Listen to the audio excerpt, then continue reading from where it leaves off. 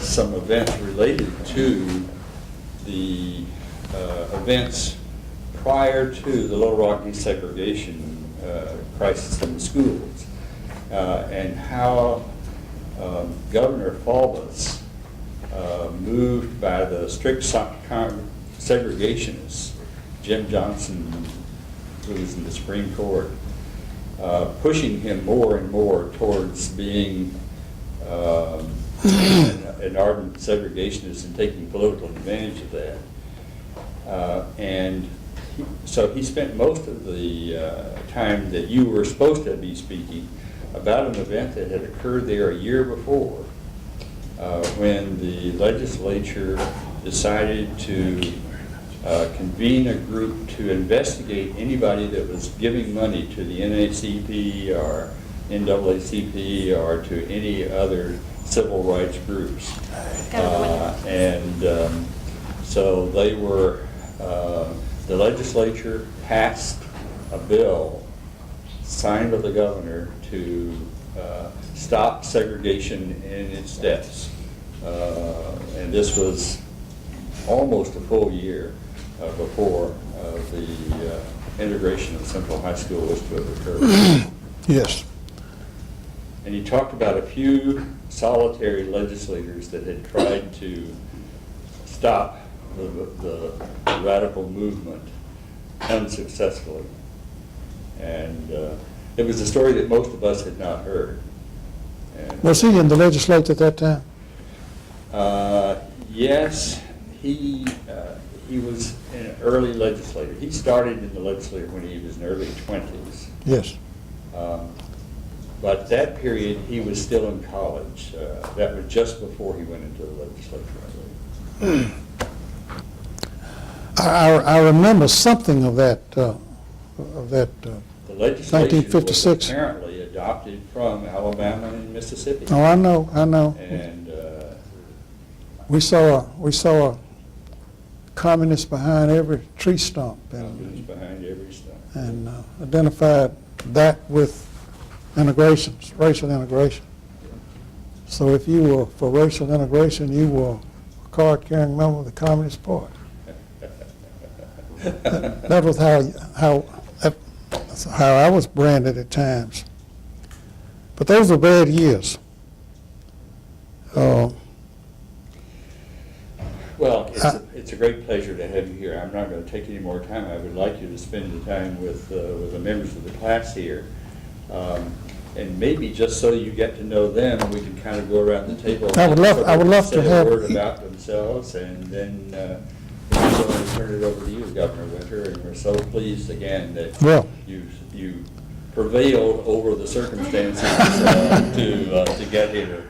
Well, it was kind of a 0-0 tie today. I'm not sure I prevailed. Thank you, Dr. Bruce, for showing me this great facility and introducing me, and I would love to hear from each of the students here. Tell me just a little bit about who you are. My name is Erica Hall. I'm 29 years old. I'm from the state of Connecticut. Spent the vast majority of my life there. The only extended time I was outside the state was after college. I did Peace Corps service in Jamaica. Oh, yeah. Mm-hmm. Yeah. Doing some marine conservation activities. And following that, I actually ran a small business, a bed and breakfast, for a few years. And now I'm In here. Connecticut? Yes, In Connecticut. southeastern Connecticut. Hi, Governor. I'm Katie Snodgrass. Katie, I'm glad to see you again. Good to see you again, too, sir. Well, I grew up here in Arkansas, but then, of course, went to Ole Miss to go to college, which was where I met Richard Howarth and that whole gang, I guess I should say, in Oxford. And through working at Square Books part-time while I was in college, got to know a lot of people in Oxford. Got to know your daughter and her family and her children, and Richard enticed me to stay by asking me to work for his campaign, and so that's what kept me in Oxford for about 7 years. You did a good job. Well, thank you, and really, really enjoyed working for him. And when I couldn't convince him to continue in a political career, decided to come here to learn a little bit more about it so that I could stay involved and maybe even go back and convince him to stay involved too. Good, good. My name's John Spriggs. I'm from Fort Smith in the western part of Arkansas. Went to University of Arkansas, spent a year in Scotland, University of St. Andrews. I've been working for the State Department in Washington, D.C. for the last few years. And also went down to working in the political section of the EMC in Bolivia. Good. Hi, nice to see you again. Scott Curran from Chicago, Illinois. For the past 4 years before coming here to the Clinton School of Public Service, I was practicing corporate law at a mid-sized transactional firm. My name is Dawn Zekas. I'm from South Dakota. Prior to coming to the Clinton School, I served in the AmeriCorps Vista program, working on service learning and civic engagement issues. My name is David Morrissey. I was born in Topeka, Kansas, where I also attended college. After college, I mainly worked in the nonprofit sector, working in a regional HIV/AIDS prevention and care organization, and then later working for the United Way, and was finally the director of a volunteer center. Hi, my name is Amber Holloway. I grew up here in Arkansas in the northwest part. I moved to Texas after finishing high school, and I served 2 years in the AmeriCorps program as a crisis intervention counselor at a high school there in Austin. And then I started at the University of Texas. I had an internship with Teach for America, and then I served as the ombudsman at the university for the last year that I was there prior to coming here. My name is Erica Lawler. I'm from a suburb of Boston, Massachusetts. After college, I served 2 years with AmeriCorps National Civilian Community Corps, and most recently, before coming here, I was apprenticing on a biodynamic farm in Maui. My name is Malcolm Glover. I'm from Bowie, Maryland. I already Okay. said that a little bit earlier to you. Went to Florida A&M University in Tallahassee, Florida.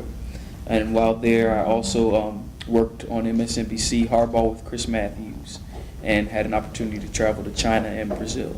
Right. And now I'm here at the Clinton Right. School. Well, what a fascinating opportunity it is for me to have a chance to sit around the table with so many of you who have already embarked on careers of great interest and promise and accomplishment. I would have given anything under the sun if I'd had this opportunity when I was a comparable time in my career. As most of you know, I trust, I have spent most of my time in pursuing various political offices in Mississippi. Not at the most propitious time for one who had some of the political ideas that I had. Dr. Bruce has already mentioned the unhappy years of the 1950s when I was a member of the legislature. Let me begin by doing a little monologue here, and then we'll have some conversation. Maybe elicit some questions. When I was in law school at Ole Miss, there were 12 of us who were law students there who decided to run for the legislature. This was in 1947. 11 of us were elected. There were 11 members of the Ole Miss student body who were members of the Mississippi legislature. And we had almost a caucus of our own. We came to the legislature, we came to public life in Mississippi at the very time that President Harry Truman issued his manifesto for civil rights to secure these rights. That threw the fat in the fire as far as Southern politics was concerned. This was 1947. The response in Mississippi was to suggest that we create a third party that was committed to maintaining segregation at all costs. And a man named Strom Thurmond, who was then the governor of South Carolina, came to Jackson and stirred the natives up. Not that they needed stirring up much, but it set off that Dixiecrat rebellion in 1948. when 4 southern states, Mississippi, Alabama, Louisiana, and South Carolina, voted for unpledged electors with the idea of throwing the election into the House of Representatives. That was an abortive effort because Harry Truman won in spite of the solid South, the divided South. Then the Brown decision came along in 1954, and that spawned the development of the White Citizens Council, a militant segregationist organization dedicated to maintaining segregation.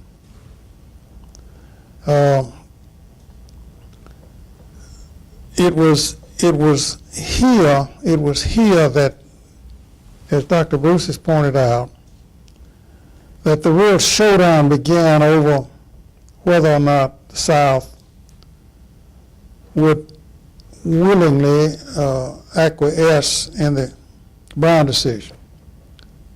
Little Rock had integrated its schools right after the decision, as I remember. And then Oral Forbes came along and, playing the political game, created the situation where General Eisenhower was required to bring the troops in.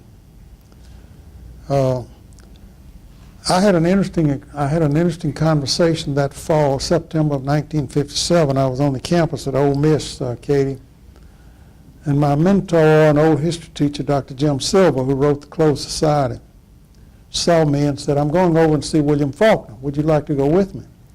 So we went over to William Faulkner's house, and here was the great man, the great auditor, lying on the grass, watching the attendant cut the grass. He said, "Have a seat, gentlemen." So we sat down on the grass and got into a conversation about what was going on in Little Rock. It's the height of the resistance here. And Faulkner said, "Well, you know, this will never happen in Mississippi." And I said, "Well, why do you say that, Mr. Faulkner?" He said, "Because we have better governors in Mississippi than you have in Arkansas." And we did have a good governor at that time, a man named J.P. Cole. And then we elected Ross Barnett. And then we had the showdown at Ole Miss in 1962, where 2 people were killed over the integration of that university, over the admission of one man, James Meredith. Terrible night of rioting there. And so Ole Miss became, even more than Central High School, identified with unreasoning resistance to the desegregation orders of the courts. And we went through a period in the 60s when every political issue was viewed through the prism of race. One could not take a position on a legislative issue without having it discussed as to how it would impede our ability to maintain total segregation. We were in a state of hysteria in the state of Mississippi. Mississippi, probably the most committed to maintaining total segregation of any of the southern states, certainly much more than Arkansas. In 1967, I ran for governor of Mississippi, the 2 years after the passage of the Voting Rights Act. The White Citizens Council was still a dominant force in Mississippi politics at that time. And even though and Ross Barnett was a candidate in that race, and even though I ran ahead of Ross Barnett in the first primary, I was defeated in the second primary. And I was defeated on the basis of there being handed out flyers showing me speaking to an integrated audience. That was the kiss of death. If a candidate for governor was perceived as being interested in speaking to an integrated audience, that branded him as an integrationist. And I lost that race. But finally, when things cooled a little bit, and after another unsuccessful race for governor in the 70s, I was elected governor in 1979. And by that time, it was possible politically to take stands in terms of race relations that one could not have taken earlier. And I take a good deal of pride in the fact that we did bring Mississippi along further than it had been willing to go in terms of addressing race relations. Throughout those years, the 60s and 70s, I had been somewhat out of step with the rank and file of Southern politicians. And when I was elected governor in 1979, I took note of the fact that Arkansas had a progressive young governor named Bill Clinton. I had never met him. And shortly after my inauguration, I invited him to Jackson to speak at Jefferson Jackson Day dinner, and I introduced him there and said, ladies and gentlemen, I want you to listen to this man very carefully because you may be listening to a future president of the United States.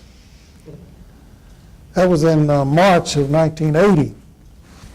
November of 1980, I called my friend Bill Clinton up on election night to congratulate him on his re-election. He said, you won't believe this, but I just got beat. After 2 years, he had been defeated for re-election as governor of Arkansas. And I said, well, Governor, let me tell you one thing. You're talking to a man who 4 years ago was defeated by Cliff Finch by 125,000 votes. And Bill Clinton had known Cliff Finch, who was not the most distinguished governor the United States ever had. And he told me later, he said, that's the only way I got through the night, that I remembered that you had been defeated by Cliff Finch, and then you came back to be elected governor 4 years after that. So Clinton came back, of course, and was elected again 2 years later. I mentioned all this to talk just a little bit about the Institute for Racial Reconciliation at the University of Mississippi. After Clinton's re-election in 1996, I had managed his campaign in 92 and 96 in Mississippi.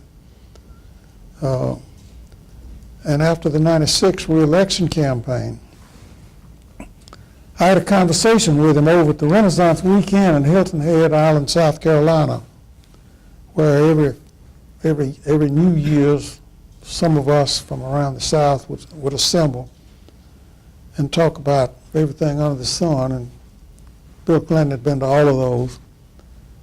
So at the New Year's after his re-election in 1996, I talked to him over there about creating an entity of some kind at the federal level to consider the state of race relations in America and see how better race relations could be established. And he did that. He created something called the Advisory Board on Race. Appointed Dr. John Hope Franklin, the distinguished black historian at Duke University, as chairman of that board. Asked me to serve on it, and asked the former Republican governor of New Jersey, Bob Kane, and five. There were 7 members of that board. We met and went to 26 states. We had a meeting at Ole Miss. I wanted the board to come to Ole Miss because of the events that had taken place there in 1962. And I invited the board to come down and meet on the campus of the University of Mississippi. To show you how these old stereotypes die so hard, one of the members of our commission was a wonderful African-American woman from Harlem who had never been in the Deep South. And when I invited the board to come to Oxford, Mississippi, the campus of the university, she came up to me very serious and she said, do you think I'll be safe there? Do you think it will be safe for me as a black woman to come to Oxford, Mississippi? And I said, well, come on down, we'll find out. Well, of course she came, and she was delighted with what she saw and really fell in love with Ole Miss. That was the best meeting we had of all of the meetings we held in 26 states. And we came to Little Rock, incident, and had a great meeting here on the 40th anniversary of the desegregation of Central High School. And the students who participated in that, the black students who participated in that integration effort came back also. And President Clinton came down and spoke. And it was one of the highlights of our commission's year. But after the meeting at Ole Miss the following year, in the spring of 1998, where on a rainy night, about 1,000 people, townspeople, students, faculty at the university, and surrounding communities came together, almost equally divided, black and white, to talk about race relations in that area. And there had been created little task forces to consider race relations in the context of criminal justice, education, economic justice, the environment. Had about 10 task forces that went out and into the surrounding countryside, discussed race from the standpoint of those different issues. And at the end of it, Chancellor Kayad of the university said, you know, this is too good to waste. Let's preserve this process. And out of that came the idea for the creation of something called the Institute for Racial Reconciliation, located on the campus at Ole Miss, and committed to being a force for helping communities in the state and in the region face up to the problems of race they were confronted with, and see what they could do better by way of eliminating those tensions and those misunderstandings and creating a higher level of trust.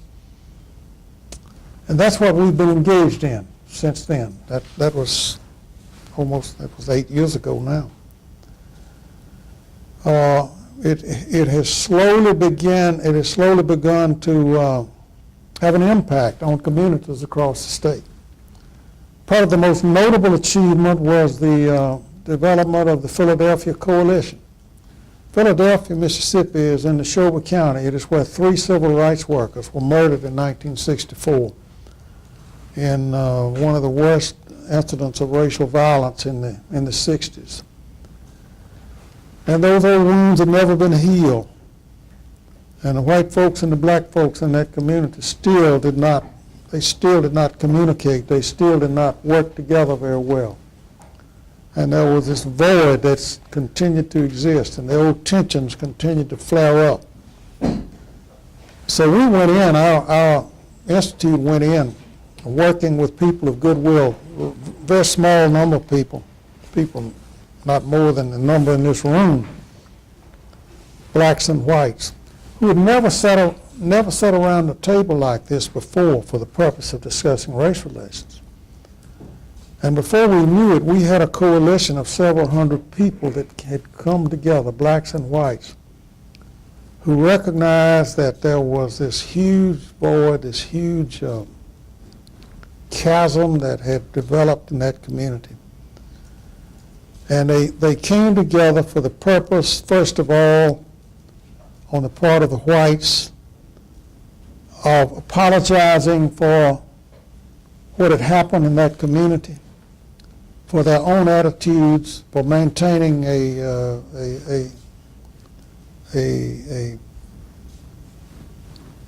divided community.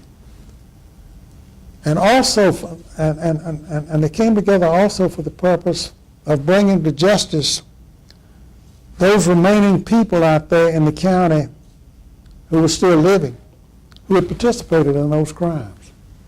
One was a very notorious member of the Ku Klux Klan who had been tried earlier at a hung jury and was not convicted. So based on this force, this moral force that developed in that community as a result of these efforts bringing people together, the district attorney, the county attorney, the local law enforcement officers went out and got enough evidence together to get this man indicted and ultimately convicted. And that did as much as anything else to purge some of the guilt that had existed in that community for 40 years.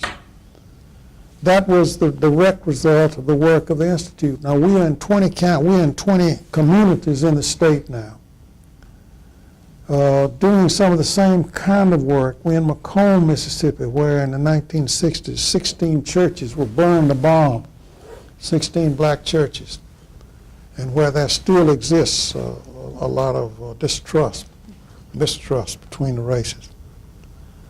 That's the kind of work that we're involved in, and working with other institutions in the state. We have a fairly large coalition of forces, the civic forces, the religious forces in the state, the heads of the major church denominations, the NAACP, economic development groups coming together in a coalition of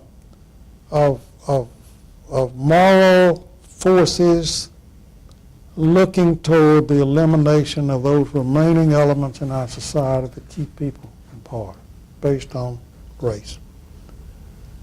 And I'm hopeful that we can spread the influence, the impact of that process across state boundaries, and hopefully here in Arkansas, and maybe work here with this school in doing some things.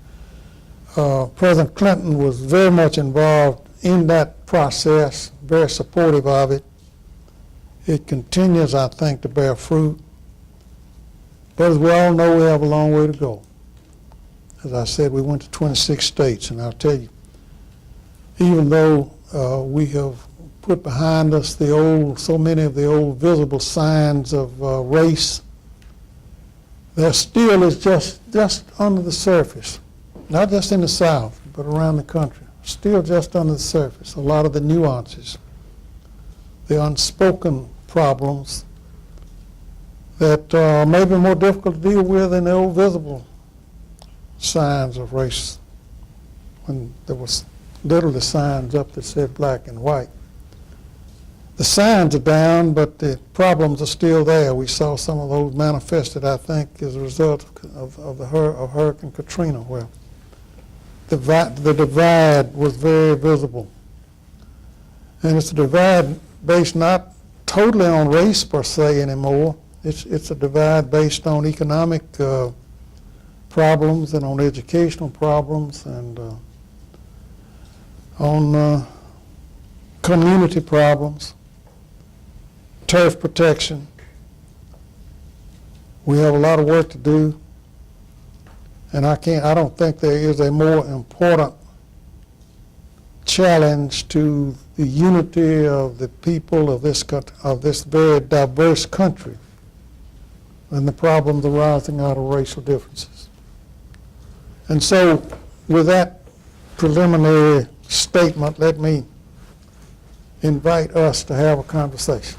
And I would welcome your comments and questions on anything that you want to talk about. You mentioned that one of the missions of your organization is to do away with those remaining elements in society that are keeping people apart. Could you identify what some of those are now, how you've seen them change from before you were governor and when you were governor to now? And how do they vary by region? I mean, I'm a Yankee. I come from Chicago. Yeah. I've gotten an extreme education in civil rights that my one or two chapters in my U.S. history books didn't give me since I've been down here. And so I'm learning about these things and learning more about these things.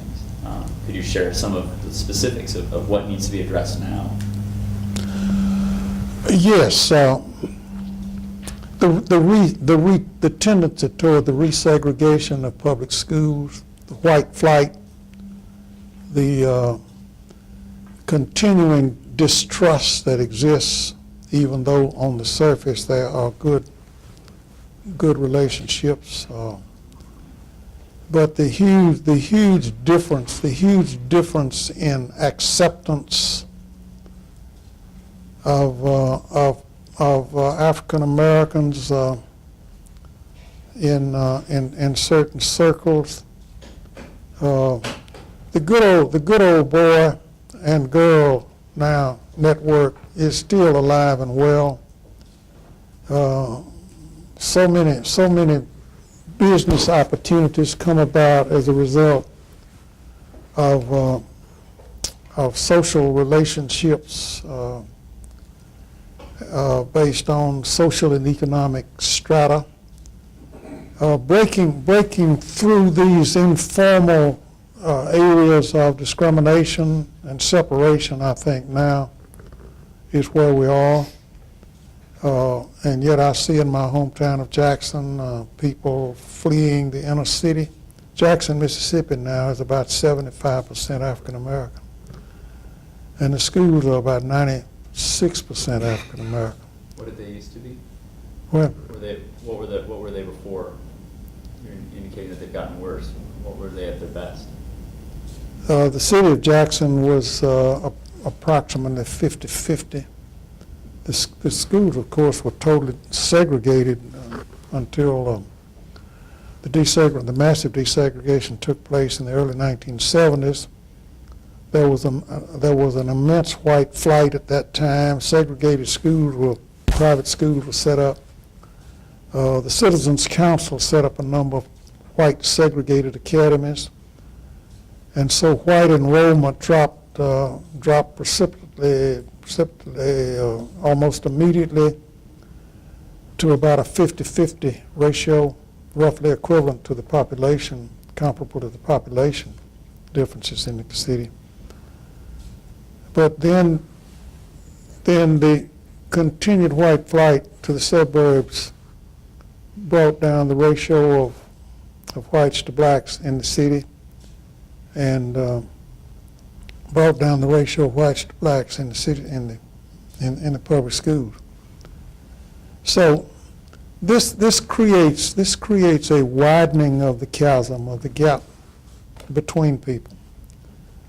And to some extent, we're further apart now in terms of day-to-day association than we were 25 years ago. I hope we can figure out a way to change that. One way to change it is to build up support for public education. People need to go to school together. I think when they do that, I think they come to understand that we're all pretty much alike. We're all members of the same race, we're members of the human race. All have the same. This is one thing I learned, just vividly learned on the Clinton Advisory Board. Wherever we went, whether it was South Central Los Angeles, or South Chicago, or South Boston, or Mount Barrow, Mississippi, or Little Rock, or Jackson, Mississippi, wherever we went, there were certain things that everybody agreed on. I don't care where we were, what folks looked like. I can tell you what those things are. Everybody wanted their children to get the best education they could. Everybody wanted a fair shot at a job that would sustain them and their family. Everybody wanted to live in a decent house on a safe street. And everybody wanted to be treated with dignity and respect. Now, I came to the conclusion that if we could somehow, and I don't think this is overly idealistic, if somehow we could come together in a massive national commitment that we were going to put all of our energy and more of our resources into creating a society where these goals could be achieved. The differences, the superficial differences based on what we look like would become relatively unimportant. And surely we can do that. In a country as rich as this country is, the richest country in the history of the world, if we would apply our economic resources and our intellectual resources to the achievement of those goals, we would then be truly the leader of the world. And we would be admired and respected, and we wouldn't have to be sending soldiers all over the world to enforce our ideas about what a country ought to be like. Governor Winter, we were talking about public education, and I know in Jackson there was a big movement. I think it was started in the early 90s, the Parents for Public Schools. Yes, right. And I might be interested to hear what your thoughts on groups like those or how effective they are, and maybe if there are other efforts in addition to those that can help. Because it seems to me in areas like the Delta or in Jackson and other places where there are these academies and private schools where people tend to send their kids, that the longer that trend remains, the harder it is to crack them, because people, for so many generations in a family, will keep sending their kids to that school. So maybe if you wouldn't mind talking about that. Well, you've put your finger right on it, I think. And we are working, Parents for Public Schools is an organization that was founded largely by Dick Marpus, who was a member of my staff when I was governor, and who later was elected Secretary of State and was the Democratic nominee for governor and was defeated in a really bitter campaign. And now is a very successful businessman. Dick had two children, had a son and a daughter. He was committed to public education. And he saw so many of his friends, his neighbors, sending their children to these private segregated academies. And he said, I'm not going to do that. But I don't want my children to be the only two white children in the school. So he got neighbors together, and they formed an organization called Parents for Public Schools. And to oversimplify the process, they would meet in their various living rooms and say, what can we do to encourage our other neighbors, some of our other neighbors, to join us in keeping our children in public schools? And out of it came a fairly successful movement that maintained a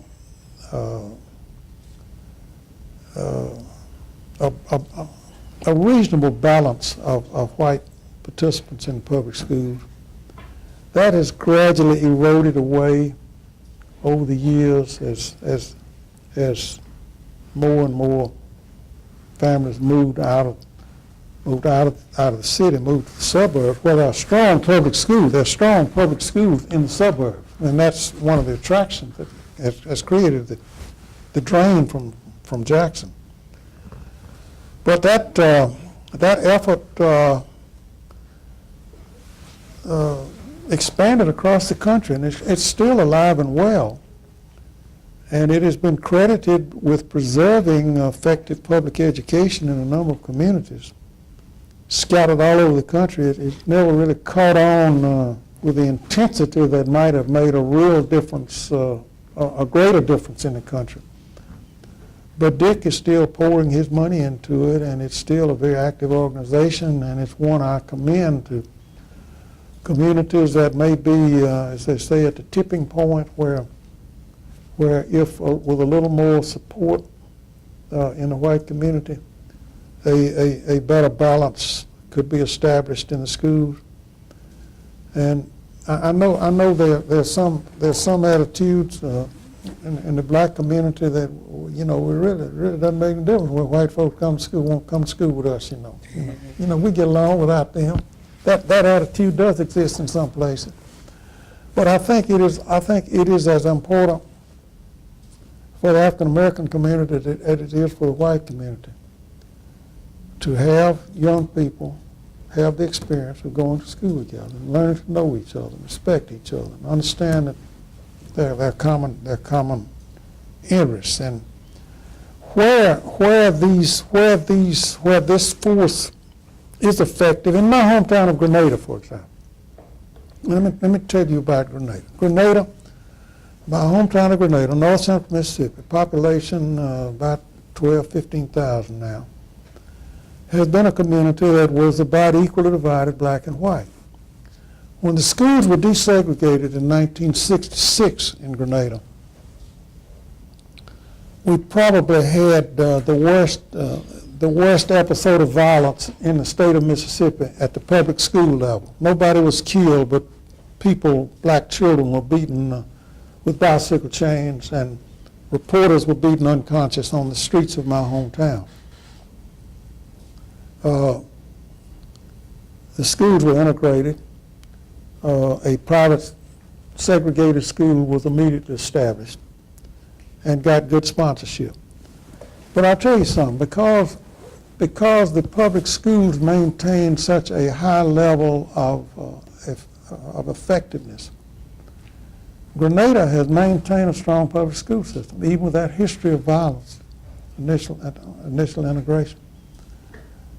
And now, And now the private segregated academy is losing students to the public schools.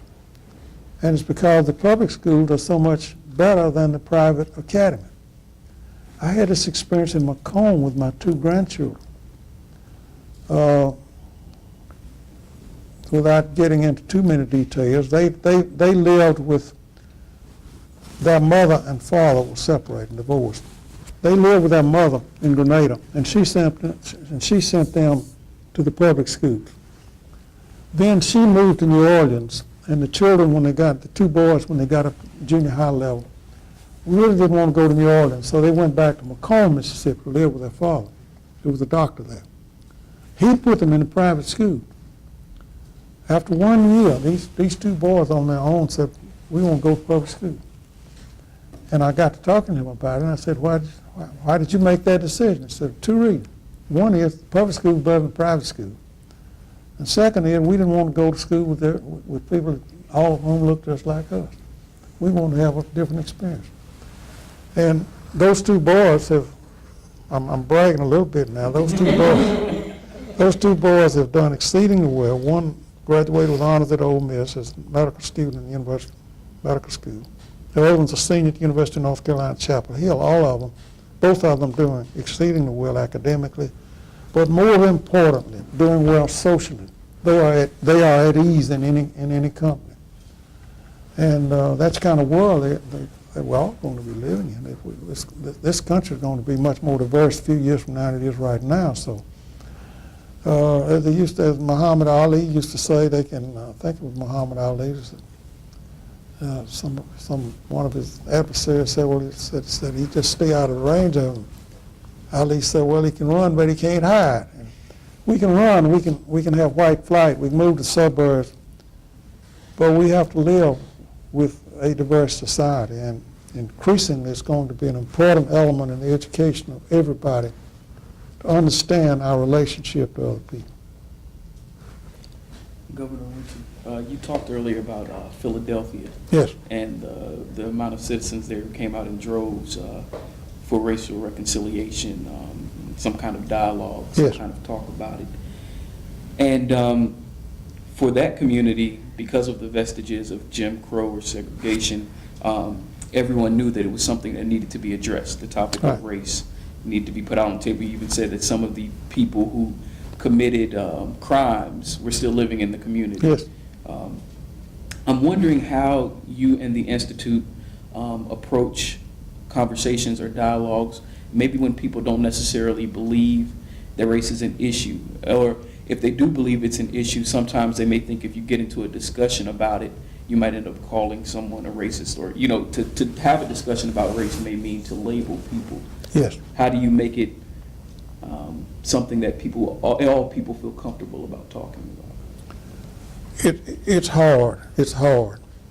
And one of the problems is that the people in that community of Philadelphia, and I'm talking about particular white people now when I say this, they had a feeling deep inside them that there needed to be established a better relationship with black folks, but they didn't know how to do it. And nobody that was either able or willing to step out. And there have been several efforts at trying to do that, and they just hadn't succeeded. And Dick Marcus, whom I have already mentioned, is from Philadelphia. He understood that community. And when the Institute for Racial Reconciliation was organized, Dick came to me and said, I would like to try to involve the Institute in bringing some people together in Philadelphia. So he introduced us to some of the people there, including the newspaper editor, who was supportive. And as I say, initially a very small group of not more than 8 people got together just to talk about what was possible. And there was this huge, white folks on this side, black folks over there, this huge chasm between the two, even though these were the best people that community had to offer. They were people of goodwill. But there was this huge chasm that that was based on 40 years, almost 40 years of separation and distrust, and a feeling that the good white folks in Philadelphia, understandably, they had this feeling, the black people had this feeling, that the good white people in Philadelphia didn't speak up back then in 1964, didn't say a thing, that all these terrible things happened, and they remained silent. And that created this huge distrust between the two races. And it took some external catalyst to come in and kind of get people to talking to each other. But once they started talking, and once they proved and demonstrated to each other that they were serious about really creating a coalition, more and more began to come in. And more of the leaders began to come in, and then more and more of the political leaders began to come in. And one of the most remarkable meetings I've ever participated in was 2 years ago, in June of 2004, the 40th anniversary of the burning of the church and the murder of the 3 civil rights workers. Was a meeting of 1,500 people in the Coliseum, the Neshoba County Coliseum, on a Sunday afternoon, about half white and half black, and where they, in a public profession of apology on the part of the white people and a confession of guilt, and a joint public statement there, joint public statement by the black people and the white people and a number of Native Americans, because there's a band of Choctaw Indians who live in that county. These 3 races coming together and calling for justice at last for these crimes. And out of that, the ultimate proof, I think, the thing that really bonded them together and really created this permanent coalition, the ultimate proof was the force in the white community to go out and make a bona fide effort for the first time to convict those who had committed these crimes. Most of them were dead, but they got the ringleader, they got the real ringleader and convicted him. I guess one part I would add on to that, next week, all of us have been doing work in a community called Helena, West Helena, in the Delta. And there's going to be kind of a discussion on race, a workshop. It won't be sponsored necessarily by us. There's another group that is coming in to kind of lead the workshop. But I'm wondering if there's anything that you can tell us about whenever you have sessions or whenever you have workshops or whenever you have dialogues with different community groups, what are some of the things that you try to do? Are there certain ground rules that you lay down? If you notice that maybe one group of people may not be speaking up enough or may not be interjecting in a conversation, how do you include them? What are just some of the things that you've noticed? Oh yeah, that's always. Every community is different, and sometimes it's harder to identify those who ought to be at the table, and some of them are very reluctant to come to the table, and when they don't come to the table, there's a huge gap there in the ability to create a true coalition, because they speak for a certain element of society, and I'm really talking about the African American community now when I say that, but getting the problems in the Delta, the Arkansas Delta and the Mississippi Delta are not unlike. The old colonial mentality still prevails. Most of the wealth is in the hands of a relatively few white folks who own most of the land, and most of the black people are descendants of those who worked the land. And so this huge social chasm that's always existed continues to keep them apart. And getting people who've been so far apart in their it's been this vertical separation, you see. I mean, horizontally, they've lived together. They've lived closely together. But vertically, in terms of social and economic and educational levels, there's this huge gap like this. And closing that gap is really the big challenge in a place like the Delta, where so few black people have accumulated any wealth, any net worth, and where they are still dependent on the white establishment for their economic well-being, and where the educational system is almost totally segregated, and where even now the political muscle lies in the African American community in some of the heavily African American counties. It's still a one-sided sort of thing. I mean, it's not the kind of commonality of interests that ought to exist, because so often the political agenda for the black public officials is not consistent with the political agenda for the white establishment, and so getting them on the same wavelength is frequently a problem. And with all of those, I guess, different interests, I mean, how do you kind of focus everyone back in on the topic at hand, or bring all of those different interests together to deal with it? Two ways, and this is not idealistic of me to say this, but self-interest is a huge motivating factor. Self-interest, plus bringing in the humanitarian factor, the idealism that ought to drive what we do, but which frequently does not. But where the self-interest, where the maintenance, where the economic well-being of a community is dependent on the ascendancy of all elements of the community. And no community can do very well if a very large percentage of its population is educationally and economically not progressing. And that's true in many communities in the Delta. It's hard to get capital invested. It's hard to get particularly outside capital.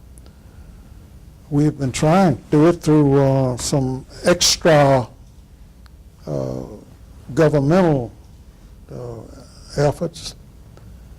Several years ago, almost 25 years ago now, we organized something called the Foundation for the Mid-South. How many of you know about the Foundation for the Mid-South? That was organized in 3 states, Mississippi, Arkansas, and Louisiana, have had common problems. Don Monroe, whom some of you know, who I believe was here at lunch today, that I was unfortunately not able to get to. You were fortunately able to hear a good speaker instead of me, but we had some of the top political and economic leadership in the 3 states come together and form this foundation, looking at solving some of these same problems that we've been talking about: education, economic inequities, and the well-being of children and families. And that spawned something called the Enterprise Corporation of the Delta, which is another nonprofit. And that's headed by an African American named Bill Bonham that we brought down from North Carolina. He's a graduate University of North Carolina, Chapel Hill. One of the most intelligent and resourceful business persons that I've ever known. And he's put together this very, very effective and now very large entity called the Enterprise Corporation of the Delta. And he's merged it with a credit union. And it serves both as a venture capital, a source of venture capital, primarily for minority and racial minority and women business entrepreneurs, centering on the needs in the Delta in the 3 states, but branching out now into working through his credit union with helping poor people build up a kind of net worth, financing their homes, and being a force for economic independence of a lot of poor people, black and white, not just black, but black and white, in the 3 states, but concentrated largely in the Delta region. So I think ultimately, if we can emphasize the economic benefits that come to everybody, all up and down the line, with a strategy and a philosophy that understands the importance of having everybody participating in sharing the great, rich potential of this free country. And so many people are not able to do that yet. And education, I think education is the key, the ultimate key to all of it. But there are many, as we've been saying, there are many other areas we've had to talk about. Education alone isn't enough. Economic opportunity, economic access is important. But it has to start with people getting the skills to be competitive in this very competitive world, which no longer has much room for people without marketable skills. At one time, of course, that's what we sold. When I first entered politics, our unspoken economic development policy in Mississippi was, come on to Mississippi, come on and invest in Mississippi, because we have the lowest taxes and the cheapest land and the lowest wages. And so we created an economic base out there based on those factors, a huge undereducated workforce, low paid, and with no expectation that they would ever rise above these minimum wage jobs that they have. And now those days are gone. If you want those jobs, you go offshore. And we're competing now in this country, we're competing with the best trained, most technically competent people that ever lived. And we can't compete with a second-rate education system. Governor, Yes. I know you've also been involved with Governor Barber's Hurricane Relief Commission. Well, yes. And I was wondering if perhaps y'all have brought any of this sort of racial reconciliation process into that process. Right. Well, that was an unexpected challenge, of course, when Katrina blew in last August and decimated. I don't know how many of you been down on the coast since that hurricane, and you can't really appreciate it until you compare what it looks like now and what it looked like before. It literally just swept clean that whole Mississippi Gulf Coast. I go down there and I don't even know where I am. I can't find a house standing for miles. Literally wiped out everything along the beach. And really it wiped out neighborhoods. We know the story of New Orleans, of course, because that's been so dramatized on television. The contrast between the haves and the have-nots in New Orleans. Folks that had a car and had some money in the bank, they could kind of handle the crisis. Folks that didn't have a car, didn't have any money in the bank, they were totally helpless and had to depend on relief that obviously was not able to be delivered. To deal with the problems in Mississippi, Governor Barber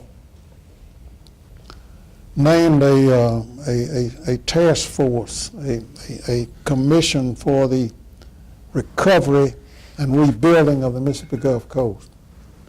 And he named as chairman of that a man named Jim Barksdale, one of the most prominent new economic leaders in the country. Man made a lot of money at Netscape, who gave $100 million to Ole Miss just to foster a reading program.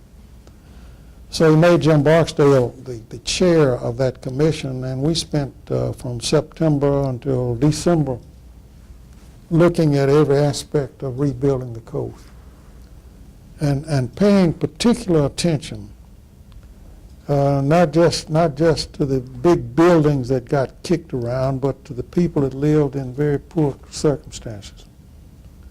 And we included on the task force, on the executive committee, to make recommendations and to bring issues to the table. Folks like Derek Johnson, the president of the Mississippi NAACP, I suggested to Jim Barksdale, I said, Jim, I looked at the executive committee, and it was pretty white. And I said, Jim, to have any credibility, you need some folks that come from a little different background. So he said, you got an idea? And I said, what about putting Derek Johnson on the executive committee? He said, who is he in this? I said, he's president of NAACP. He said, you think we'll work with him? I said, well, you put him on there and try. And they became good friends. They became to respect each other, and it was a great experience for everybody to have this input from a wide array of interests out there, and the participation of African Americans in that planning process. It's again, it's not easy to bring a consensus to all of the problems that arose out of Katrina. Where do you build back? How do you build back? What kind of limitations on the use of land? What kind of building codes do you impose? What is the role of the government in seeing to it that people do not go back to areas where they will be threatened with another hurricane? And these all have to be thought through and talked about, and I think we've done a good job of establishing some basic parameters for that sort of result. But then applying them on the ground is another thing. I think it was a good exercise, and I think the results will be reflected in a better quality of life for everybody who lives on the coast, but it's going to take a long time to build back an area that is so totally decimated. Governor, tell us about William Winter. When you left the governorship, you obviously had a lot of experience, wisdom in government, and my guess is that at that time, you didn't see yourself as one of the foremost, more prominent people talking about issues around race. You probably saw yourself more in thinking about political improvement and economic development and social and other kinds of things. And what moved you to become one of the nation's most prominent spokespersons around issues on race?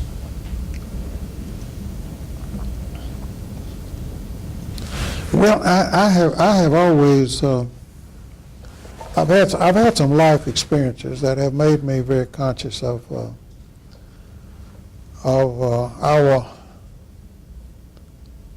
unfairness of our old system of race in the South. I had experiences in the Army. I served as an officer in a black infantry training regiment when the Army was totally segregated.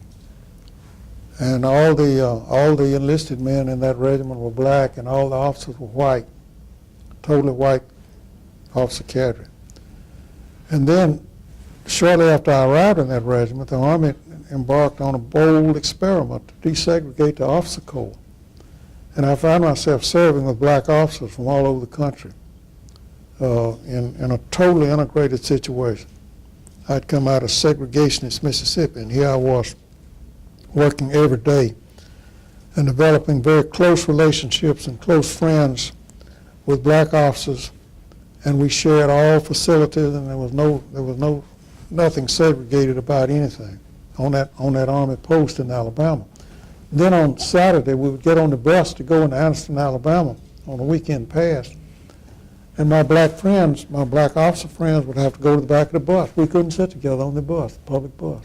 And of course, we couldn't eat together, we couldn't go to movies together, couldn't even go to church together. And I recognized that what we had in the South was not a model arrangement for people. And so I came out of the Army sensitized to the injustice that I thought the system of segregation carried. But I also understood the realities that that was not going to change easily. But gradually over the years it did change. But during my years as governor in the early 1980s, it was still hard to accomplish much in terms of moving the old unseen barriers that we spoke about earlier. And it was hard to come with programs that sought to address these old inequities in terms of opening up economic opportunity for black people. So I left the governor's office somewhat frustrated that I was not able to do more, and I realized that Mississippi was never going to achieve its potential until we did more. One slogan that I remembered was 75 by 75. Now that doesn't mean anything to anybody in this room, but it was a bumper sticker in Mississippi in 1965. The governor said we're going to move Mississippi up where it's going to achieve economic parity in this country. In 1965, the per capita income of the people of Mississippi was at the 65% of the national average, 65%.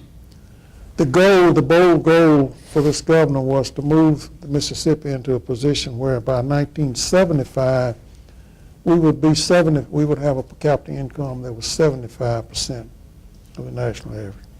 Well, this is 2006, we're still not at 75. And we're not at 75 because we have not moved up enough people educationally in terms of their skills and in terms of their ability to penetrate the economic success opportunities. And we're never going to do that until we make a massive effort, as I have been emphasizing, on education and on enabling people, wherever they come from, to be able to move into competitive economic situations. So that led to my being interested in some things like the formation of the Foundation for the Mid-South, the Enterprise Corporation of the Delta, and ultimately the Institute for Racial Reconciliation at Ole Miss. And it's been a progressive kind of thing. There was an organization up in North Carolina at Chapel Hill that I served as chairman of called MDC, a man named George Autry. Some of you may have known George. Wonderful man. Had a great vision for the South. And I worked with him on a lot of rural programs to develop rural America, where so many underprivileged people live in the South. All a part of the good fortune that I had to know some people that were interested in these objectives and have some experiences with people that I admired. Bill Clinton was one of them. I developed a huge admiration for him because I knew of his commitment to doing what he could to raise the level of opportunity for more people. And it's a commitment that it has to be a national commitment. And if this country ever diminishes its resolution to create a society that is as free as a society can be of racism, and to create a society that is as open to people to achieve the ultimate of their natural potential.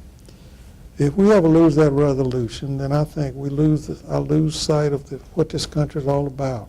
And that's how, it seems to me, that is how we win respect on this planet. I don't minimize the necessity of maintaining strong military force, but we're not going to do it with military force. We're going to do it on the strength of results based on our idealism, and observing that compact that we have with each other. We're all in this together, and I think ultimately enough people will understand that we'll achieve it. We certainly can't give in to apathy and cynicism, although there's a lot of that these days too. And it's got to be achieved. It's got to be achieved through political idealism. If we lose faith in the process by which we govern, then we lose everything in our political system.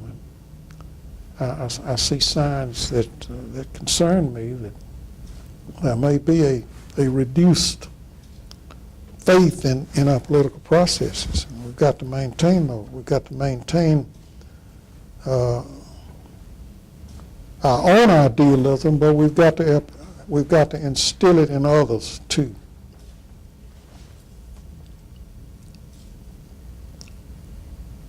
And I would hope there might be that commitment that comes out of this great school here, because goodness knows we need people who are interested in public service, and it's not the easiest field to be in, but it's the most fulfilling career that I can imagine for anyone.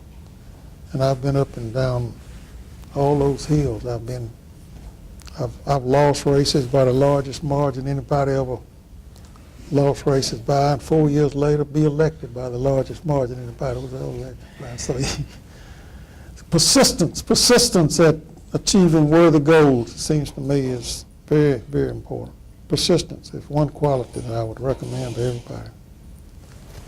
I don't want to overstay my We've got one other time question, here. and then we're going to wind up. Yeah, go on, shoot. Well, I had originally planned a question on education, but in light of your most recent response, how do you feel, I mean, speaking to a group of younger people hoping to pursue a lifelong career of public service, how do you feel are the steps to start to instill more of that faith in the political process and, you know, the desire to do more of those things in the creation of institutes like your own that begin to do that work for the unengaged population, of which there are many, many, many people in this country? How do you feel like we start to go about to engage those people?